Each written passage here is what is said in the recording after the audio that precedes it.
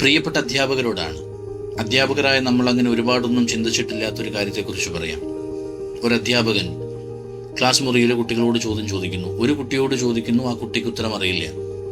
അടുത്ത കുട്ടിയിലേക്ക് പോകുന്നു, ആ കുട്ടിക്കും അറിയില്ല. അങ്ങനെ അവസാനം അധ്യാപകൻ ഉത്തരം അറിയാവുന്ന ഒരു കുട്ടിയെ കണ്ടെത്തുന്നു. കുട്ടി കൃത്യമായിട്ട് ഉത്തരം പറയുന്നു. And the entire class moves on to the next concept അല്ലെങ്കിൽ നെക്സ്റ്റ് ചാപ്റ്റർ. ഇവിടെ ഒരു ചോദ്യം അവശേഷിക്കുന്നത്, നേരത്തെ ഉത്തരം അറിയാതെ എണീറ്റ് നിന്നിരുന്ന 2-3 കുട്ടികളില്ലേ, വാട്ട് ഹാപ്പൻസ് ടു ദെം?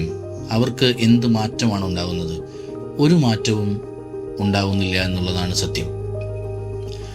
ഒരു പരീക്ഷയും ഉത്തരം അറിയാവുന്ന കുട്ടികളെ കണ്ടെത്താനുള്ളതല്ല, ആർക്ക് ഉത്തരം അറിയില്ല എന്ന് കണ്ടെത്താനുള്ളതാണ്. അതുകൊണ്ട് തന്നെ ഒരു കുട്ടിക്ക് ഉത്തരം അറിയില്ല എന്ന് നമ്മൾ മനസ്സിലാക്കുന്ന നിമിഷം അവൻ്റെ കൂടെ നിൽക്കണം. അവന് അതേ ചോദ്യത്തെ കുറച്ചും കൂടെ ലളിതമായി അവതരിപ്പിച്ചു കൊടുക്കാം, ഹിന്റുകൾ കൊടുക്കാം, ക്ലൂസ് കൊടുക്കാം. മോസ്റ്റ് ഇമ്പോർട്ടൻ്റ്ലി ആ ക്ലാസ്സിലെ മുഴുവൻ കുട്ടികളെയും കൂടെ കൂട്ടിയിട്ട് ഈ കുട്ടിയെ ഉത്തരം പറയാൻ പ്രചോദിപ്പിക്കാം, എൻകറേജ് ചെയ്യാം. അതാണ് ചെയ്യേണ്ടത്. അതല്ലെങ്കിൽ ആശുപത്രിയിൽ ഒരു ഡോക്ടർ ഒരു രോഗിയെ ആ രോഗിയുടെ രോഗനിർണയം നടത്തിയതിന് ശേഷം ആ രോഗിയെ ചികിത്സിക്കാതെ ഫിസിക്കലി ഫിറ്റായ ആളുകൾ അന്വേഷിച്ചു പോകുന്നത് പോലെ ഇരിക്കും. ഐ ഡു അണ്ടർസ്റ്റാൻഡ് നമ്മുടെ സമയപരിമിതി, നമ്മുടെ സിസ്റ്റം, ഇതൊക്കെ വലിയ പ്രശ്നം തന്നെയാണ്. പക്ഷേ എന്തെങ്കിലുമൊക്കെ നമുക്ക് ചെയ്യാൻ സാധിക്കും.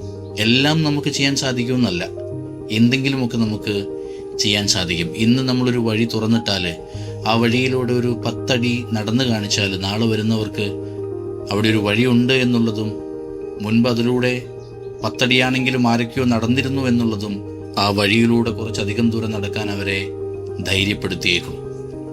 ഓരോ പരീക്ഷയുടെ റിസൾട്ടും കുട്ടിയുടെ പഠനത്തെക്കുറിച്ച് മാത്രമല്ല നമ്മളോട് പറയുന്നത്. ഒരു അധ്യാപകൻ എന്ന അർത്ഥത്തിൽ നമ്മുടെ അധ്യാപനത്തിൻ്റെ നിലവാരത്തെക്കുറിച്ച് കൂടിയാണ്.